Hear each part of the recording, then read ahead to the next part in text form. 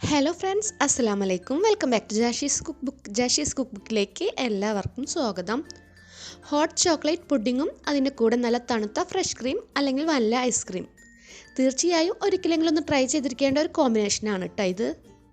Chocolate ഫ്ലേവറിലുള്ള കേക്കും ഐസ്ക്രീമും പുഡിങ്ങും ഒന്നും ഇഷ്ടമില്ലാത്തവർക്ക് പോലും ഈ ഒരു സ്വീറ്റ് തീർച്ചയായും ഇഷ്ടപ്പെടും. നമ്മൾ റെസ്റ്റോറൻറ്റിൽ നിന്നൊക്കെ sizzling chocolate brownie with ice cream കഴിക്കാറില്ലേ? അതേ ടേസ്റ്റിൽ സിസ്ലർ പ്ലേറ്റും ഓവനും ബീറ്ററും ഒന്നും ഇല്ലാതെ കോഴിമുട്ടയും മൈദയും ഒന്നും ചേർക്കാതെ വളരെ ഈസിയായി ഇത് നമുക്ക് വീട്ടിലുണ്ടാക്കാം. അപ്പോൾ ഇന്നത്തെ എൻ്റെ റെസിപ്പി ഹോട്ട് ചോക്ലേറ്റ് പുഡിങ്ങാണ്. പുഡിംഗ് എന്ന് പറയുമ്പോൾ നമ്മൾ ജലാറ്റിനും ചൈനാഗ്രാസും ചേർത്ത് തണുപ്പിച്ച് സെറ്റ് ചെയ്ത് നല്ല പെർഫെക്റ്റായി കട്ട് ചെയ്തെടുക്കുന്ന പുഡിങ് പോലുള്ള ഒരു ടെക്സ്ചർ അല്ല കേട്ടോ അതിൻ്റേത്. മുകളിൽ നല്ല ജ്യൂസി ആയിട്ടുള്ള കേക്കും അടിയിൽ നല്ലൊരു ചോക്ലേറ്റ് സോസോടും കൂടെ കോരിയെടുക്കാൻ പറ്റുന്ന തരത്തിലുള്ള ഒരു ടെക്സ്ചറിൽ ചൂടോട് കൂടെ കഴിക്കുന്ന ഒരു പുഡിങ്ങാണിത്. മൈദയ്ക്ക് പകരം നമ്മളിതിൽ ഗോതമ്പ് പൊടിയാണ് ചേർക്കുന്നത്. പക്ഷേ ഗോതമ്പ് പൊടിയുടെ ടേസ്റ്റ് ഒന്നും ഇതിൽ അറിയേയില്ല. അപ്പോൾ നമുക്ക് പെട്ടെന്ന് തന്നെ നോക്കാമല്ലേ ഈ കിഡിലിന് ഹോട്ട് ചോക്ലേറ്റ് പുഡിങ് എങ്ങനെയാണ് ഉണ്ടാക്കുന്നതെന്ന്. അതിന് മുന്നേ നിങ്ങൾക്ക് എൻ്റെ വീഡിയോകളെല്ലാം ഇഷ്ടപ്പെടുന്നുണ്ടെങ്കിൽ ഇതുവരെ എൻ്റെ ചാനൽ സബ്സ്ക്രൈബ് ചെയ്യാത്തവരും എൻ്റെ വീഡിയോ ആദ്യമായിട്ട് കാണുന്നവരും പ്ലീസ് മറക്കാതെ സബ്സ്ക്രൈബ് ചെയ്ത് നിങ്ങളുടെ സപ്പോർട്ട് ഒന്ന് അറിയിക്കണേ. ഞാൻ അപ്ലോഡ് ചെയ്യുന്ന എല്ലാ വീഡിയോകളുടെയും നോട്ടിഫിക്കേഷൻ മിസ്സാവാതെ നിങ്ങൾക്ക് കിട്ടാനായി ബെല്ലേക്ക് കൂടെ പ്രസ് ചെയ്യാൻ മറക്കല്ലേ.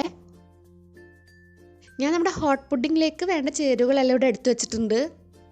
ആദ്യം തന്നെ നമുക്ക് വേണ്ടത് ഒരു കപ്പ് ഗോതമ്പ് പൊടിയാണ്. ഗോതമ്പ് പൊടി ഏതായാലും കുഴപ്പമൊന്നുമില്ല കേട്ടോ. നല്ല തരിയുള്ള അതായത് ഉമ്മിയുള്ള ഗോതമ്പ് പൊടിയാണ് എൻ്റെ കയ്യിലുള്ളത്. പക്ഷെ അത് കുഴപ്പമൊന്നുമില്ല. എല്ലാ ഡ്രൈ ഇൻഗ്രീഡിയൻസും നമ്മളൊന്ന് അരിച്ചെടുക്കുന്നുണ്ട്. അപ്പോൾ തരിയൊക്കെ അങ്ങനെ അരിച്ച് കളയാം. പിന്നെ വേണ്ടത് 3 ടേബിൾ സ്പൂൺ കൊക്കോ പൗഡർ, പിന്നെ 1/4 കപ്പ് ബട്ടർ ഒന്ന് മെൽറ്റാക്കിയത്. ബട്ടറിന് പകരം നിങ്ങൾക്ക് വേണമെങ്കിൽ ഓയിൽ എടുക്കാം. പിന്നെ 1/2 കപ്പ് പഞ്ചസാര, 3/4 കപ്പ് പാല്, വാനില എസൻസ്, ബേക്കിംഗ് പൗഡർ, പിന്നെ നിങ്ങൾക്ക് ഇഷ്ടമുള്ള നട്ട്സ് ഏതെങ്കിലും ഒന്ന് ചോപ്പ് ചെയ്തത്. ഇത് വേണമെന്ന് നിർബന്ധമൊന്നുമില്ല, പക്ഷെ നിങ്ങൾക്ക് അറിയാമല്ലോ ഇടയിൽ കടിക്കാൻ എന്തെങ്കിലുമൊക്കെ ഉണ്ടായാലും നല്ലതായിരിക്കും. ഞാൻ വാൽനട്ടാണ് കേട്ടോ എടുത്തിട്ടുള്ളത്. പിന്നെ മധുരം ഒന്ന് ബാലൻസ് ആക്കാൻ വേണ്ടി ഉപ്പ്. ഇത്രയാണ് കേക്കിന് വേണ്ട ചേരുവകൾ. ആദ്യം നമുക്ക് നേരത്തെ പറഞ്ഞതുപോലെ തന്നെ ഡ്രൈ ഇൻഗ്രീഡിയൻസ് എല്ലാം ഒരു ബൗളിലേക്ക് അരിച്ചെടുക്കാം.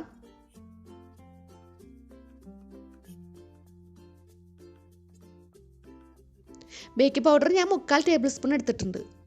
കോഴിമുട്ട ചേർക്കാത്തത് കൊണ്ടാണ് കേട്ടോ ബേക്കിംഗ് പൗഡർ ഇത്രയും ചേർക്കുന്നത്. നിങ്ങളുടെ കയ്യിൽ ബേക്കിംഗ് സോഡ ഉണ്ടെങ്കിൽ 1 teaspoon baking powder, 1/2 teaspoon baking soda അങ്ങനെയും ചേർക്കാം. 1/2 ടീസ്പൂൺ ഉപ്പും കൂടെ ചേർത്ത് നല്ല പോലെ ഒന്ന് അരിച്ചെടുക്കാം. നിങ്ങൾ ഡാർക്ക് കൊക്കോ പൗഡറാണ് എടുക്കുന്നതെങ്കിൽ 1.5 അല്ലെങ്കിൽ 2 ടേബിൾ സ്പൂൺ എടുത്താൽ മതിയാകും. ഡാർക്ക് കൊക്കോ പൗഡർ 3 ടേബിൾ സ്പൂണൊക്കെ ചേർത്താൽ ചിലപ്പോൾ കയ്പ്പ് വരാൻ സാധ്യതയുണ്ട്. അല്ലെങ്കിൽ അതിനനുസരിച്ച് ഗോതമ്പ് പൊടിയും പഞ്ചസാരയും ബാക്കി ചേരുവകളൊക്കെ കൂടുതൽ ചേർത്താലും മതി. അപ്പോൾ നിങ്ങൾ ഉപയോഗിക്കുന്ന കൊക്കോ പൗഡറിൻ്റെ ടിന്നിൽ ഡാർക്ക് കൊക്കോ പൗഡർ എന്ന് എഴുതിയിട്ടുണ്ടോ എന്ന് ഒന്ന് പ്രത്യേകം ശ്രദ്ധിക്കുക കേട്ടോ. ഇതിപ്പോൾ മുഴുവനായിട്ട് അരിച്ചെടുത്തപ്പോൾ അതാ കണ്ടില്ലേ, ഗോതമ്പിലെ തരിയൊക്കെ ഇത്രയും ബാക്കി വന്നിട്ടുണ്ട്. ഇത് നമുക്ക് കളയാം. അടുത്തതായി ഇതിലേക്ക് പഞ്ചസാരയും ബട്ടറും ചേർത്ത് നന്നായി ഒന്ന് മിക്സ് ആക്കാം.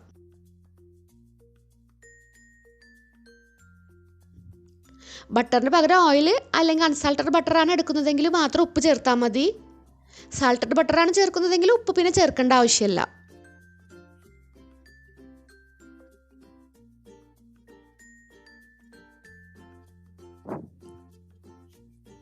ഇനി ഇതിലേക്ക് പാൽ ചേർക്കാം.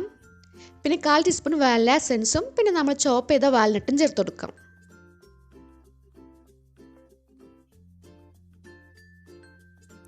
ഇനി ഇതൊന്നുകൂടെ നല്ല പോലെ മിക്സ് ആക്കാം. വാൽനട്ടിന് പകരം കാഷ്യൂനട്ടോ ബദാമോ ചേർക്കാം കേട്ടോ. പിന്നെ ഇത് കൂടാതെ നിങ്ങൾക്ക് വേണമെങ്കിൽ ഒരു ക്രഞ്ചിനെസ് കിട്ടാനായിട്ട് മധുരം അധികം ഇല്ലാത്ത നല്ല ക്രിസ്പി ആയിട്ടുള്ള ഏതെങ്കിലും ബിസ്ക്കറ്റ് അതല്ലെങ്കിൽ വേഫർ ബിസ്ക്കറ്റൊക്കെ ചേർക്കാം.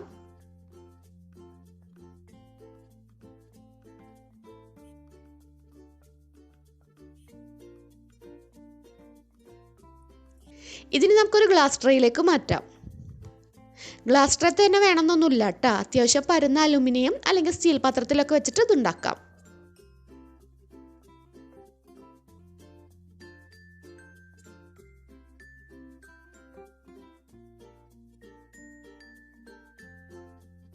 ഇനി ഇതിന് മുകളിലായിട്ട് കുറച്ചുകൂടെ നട്ട്സ് ഇട്ട് കൊടുക്കാം.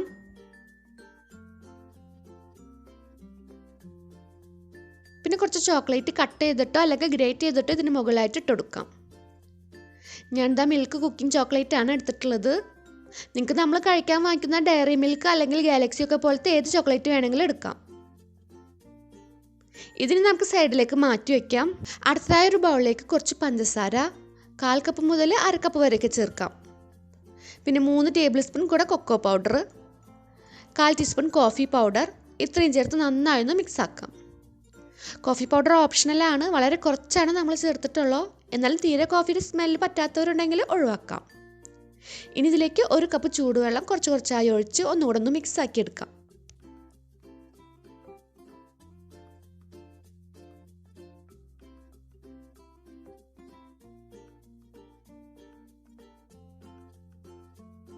ഇതിന് നമുക്ക് സെറ്റാക്കി വെച്ചിരിക്കുന്ന കേക്ക് ബാറ്ററിൻ്റെ മുകളിലായിട്ട് മെല്ലെ മെല്ലെ ഒഴിച്ചെടുക്കാം.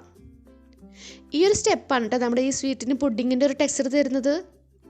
ഇത് കാണുമ്പോൾ കുറച്ച് പേർക്കെങ്കിലും സംശയം തോന്നും, വെള്ളം താഴോട്ട് ഇറങ്ങി കേക്ക് ബാറ്ററിൻ്റെ ടെക്സ്ചർ മാറിപ്പോയില്ലേന്ന്. ഒരിക്കലും ഇല്ല കേട്ടോ.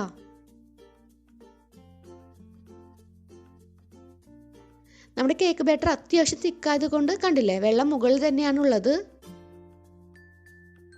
ഇനി കേക്ക് വേവുമ്പോൾ അത് മുകളിലേക്ക് പൊങ്ങുന്നതിനനുസരിച്ച് ഈ മിക്സ് മെല്ലെ കേക്കിൻ്റെ എല്ലാ ഭാഗത്തേക്കും അബ്സോർബ് ആകും. പിന്നെ എക്സ്ട്രാ ഉള്ളത് ഏറ്റവും താഴെ നല്ലൊരു ചോക്ലേറ്റ് സോസായിട്ട് പുഡിങ്ങിൻ്റെ കൂടെ സെർവ് ചെയ്യുകയും ചെയ്യാം. കേക്ക് വേവിക്കുന്നതൊക്കെ ഒരുപാട് വീഡിയോയിൽ ഞാൻ കാണിച്ചിട്ടുള്ളതാണ്.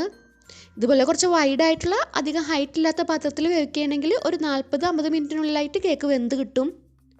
പാൻ്റെ വലുപ്പം കൂടുന്തോറും കേക്ക് വേവാനും സമയമെടുക്കും. ഞാൻ ഗ്ലാസ് ട്രേയുടെ അടിയിൽ ഒരു ചെറിയ സ്റ്റാൻഡ് മാത്രമാണ് കേട്ടോ വെച്ചിട്ടുള്ളൂ. ഇപ്രാവശ്യം ഉപ്പൊന്നും ഇട്ടിട്ടില്ല. കഴിഞ്ഞ എല്ലാ കേക്ക് റെസിപ്പികളിലും ഉപ്പ് കൂടി ട്രേയുടെ അടിയിൽ ഇട്ടിട്ടായിരുന്നു കേക്ക് വേവിച്ചത്. കേക്ക് പരമാവധി പൊന്തി വന്നാൽ തന്നെ 1/4 ഭാഗത്തോളം വെന്ത് വന്നിട്ടുണ്ടാകും. പിന്നെ ഒരു എക്സ്ട്രാ 10-15 മിനിറ്റ് കൂടെ വെച്ചാൽ നല്ല പോലെ വെന്ത് നമ്മുടെ ഹോട്ട് ചോക്ലേറ്റ് പുഡിങ് റെഡിയായി കിട്ടും.